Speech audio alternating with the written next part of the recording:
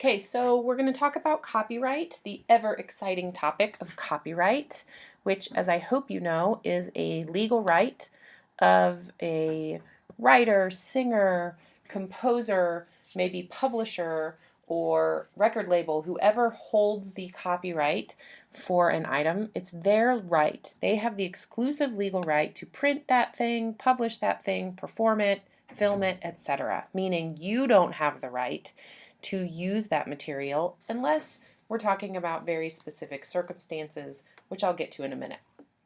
So, how does copyright exist in the real world? Here's an example. Kylie and Kendall Jenner are being sued for copyright infringement.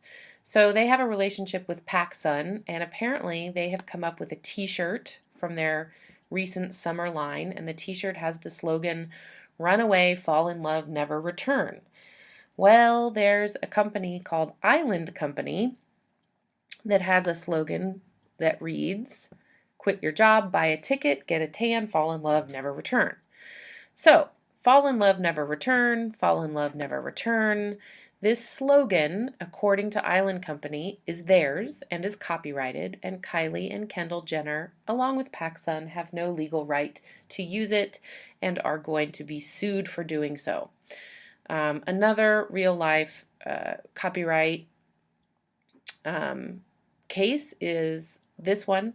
If you are sports fans, you might be familiar with Deadspin or SB Nation, that are sports news franchises. And of course, they have Twitter accounts where they tweet their sports news. And one day, if you are a fan and you went to SB Nation or Deadspin's Twitter account, you would find this error message that says the account you're trying to view has been suspended. Well, apparently they posted video content that belonged to the NFL, and the NFL is very strict about how its video content is used. Deadspin and SB Nation didn't have permission to tweet this video content, and so Twitter was notified of this, and Twitter had to suspend their account until it was resolved, resulting in, I'm sure, somebody getting fired at Deadspin and or SB News. Another huge court case about copyright infringement is this one against Google Books. Google Books is scanning every book in the world, basically. Google Books is trying to digitize all the library books. I'm talking every single library book in the entire world. They want to have the biggest repository of digitized books of anyone, and they're getting pretty close to doing it. I think now they're second only to the United States Library of Congress. Well, here's the thing. The Authors Guild said, you can't do that. You can't just scan all the books in the world and make them available. Well, Google is very clever, as you may know, and what they have done is a little different. They have transformed these works into what they call snippets. So here is a famous line from Shakespeare, right? From Julius Caesar, "Lend me your ears." I can search Google Books and I can see that that phrase shows up in all of these different books. And when I click on one of these books, I am even taken to the page within the book, or the pages within the book, where that phrase resides. But here's why this is technically, I suppose, not copyright infringement, because I do not have access to the entire book. Google has given me access to snippets of the book, and that is the legal term that is saving them from copyright infringement. You can see over here, these white and blue areas. Not all of these areas are available to me. I'm not exactly sure how to show you that, but you can see where the snippets are. The blue and the white is how some of this is available to me because the term "lend me your ears" exists in those pages.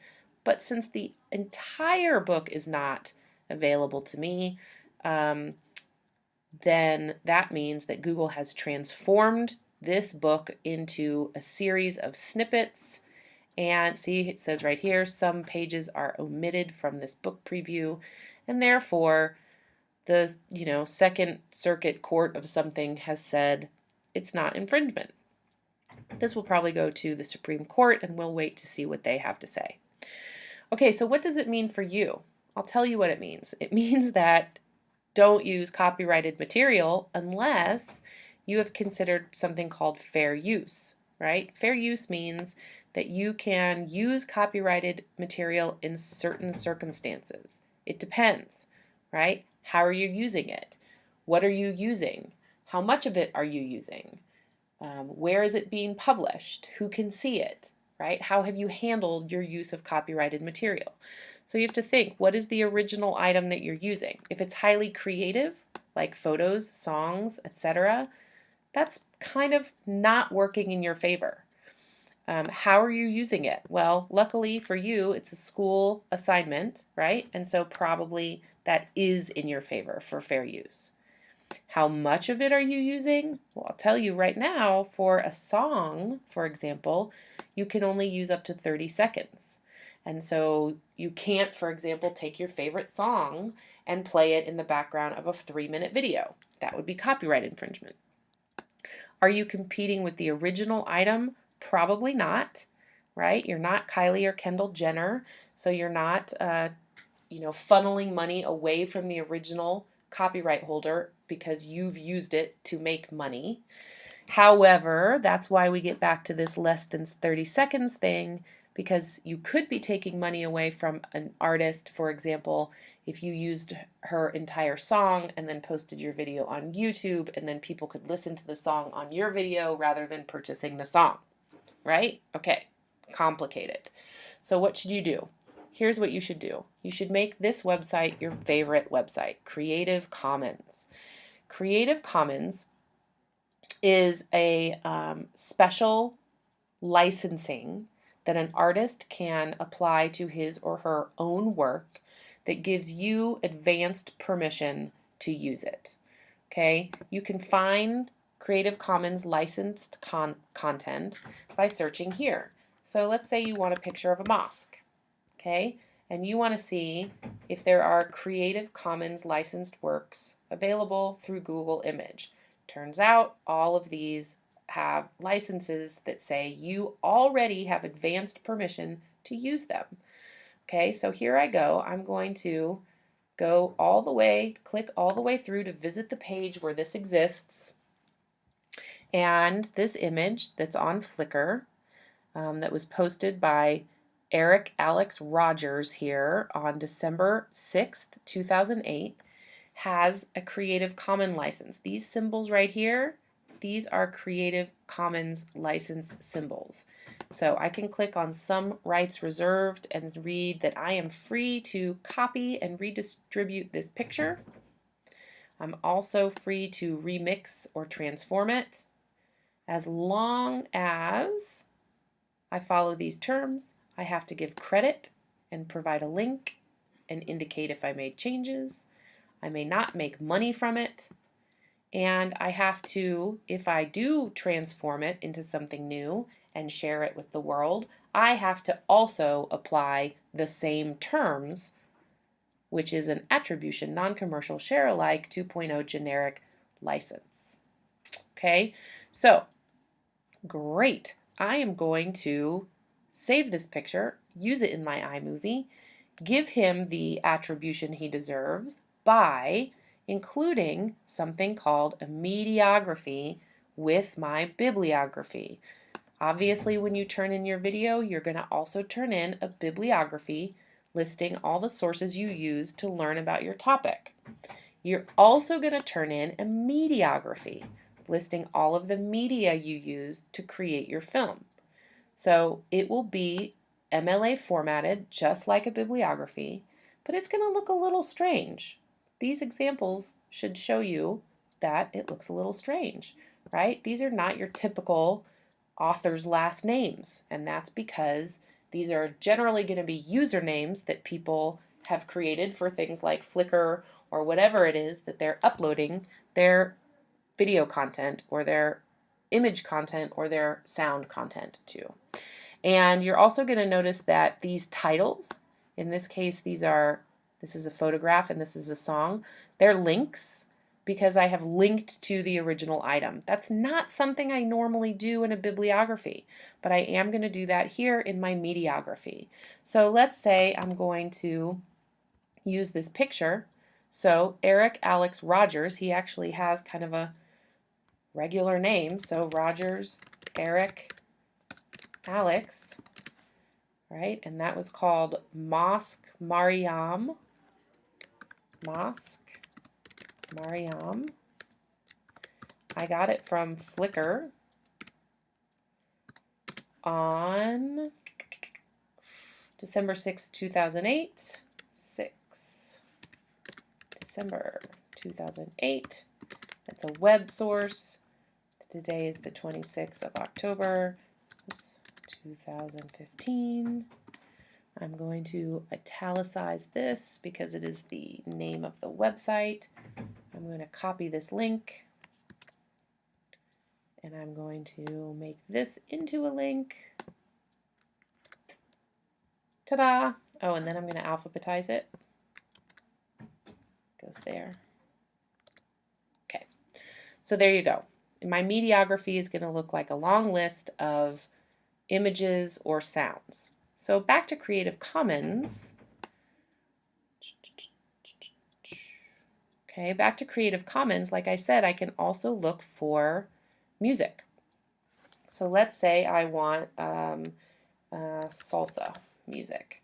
So CC Mixter and SoundCloud are both music sites. So I'm going to search CC Mixter, and here I have a bunch of music. So let's see if I want this one.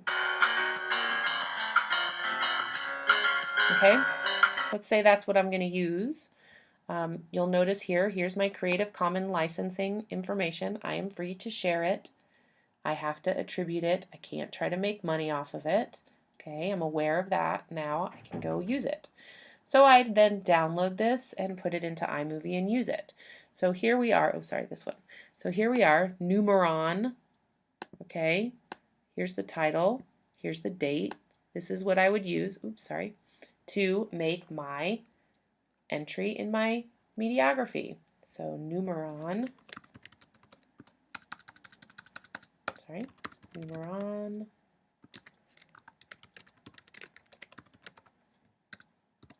Okay, you get the picture, right? CC Mixter, date, web, date of access, right? I could fill that in later. I'm going to link to the actual item, etc. Okay, so simple enough. So this way you are protecting yourself against something called copyright infringement, right? Which is the use of copyrighted works without permission. So we're not allowed to do that. So before you use any image or sound in your presentation, in your film, you have to think about whether it's copyrighted. So the easiest thing to do is just to avoid copyright altogether and use Creative Commons. The other thing is something called the public domain. Public domain is awesome. Public domain items are owned by the public, which includes you, and it's usually because they're super duper old. So texts published before 1923 are public domain. Sound recordings made before 1972 are public domain.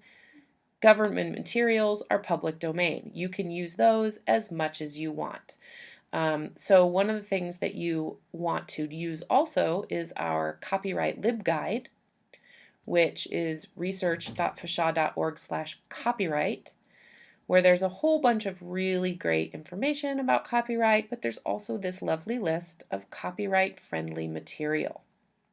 So these things include music, images, clip art, all kinds of other things that you can use to build your iMovie or your Prezi or your PowerPoint or whatever it is, knowing that you are not infringing on anyone's copyright. Of course, you still always include these items in your Mediagraphy, but you don't have to worry that you have somehow, not been truthful or not respected someone's intellectual property, which is what, of course, we're talking about. So don't end up like Kylie and Kendall. Just make sure you follow these guidelines, and we will work on this together, of course, as you build your mediography for your film. All right.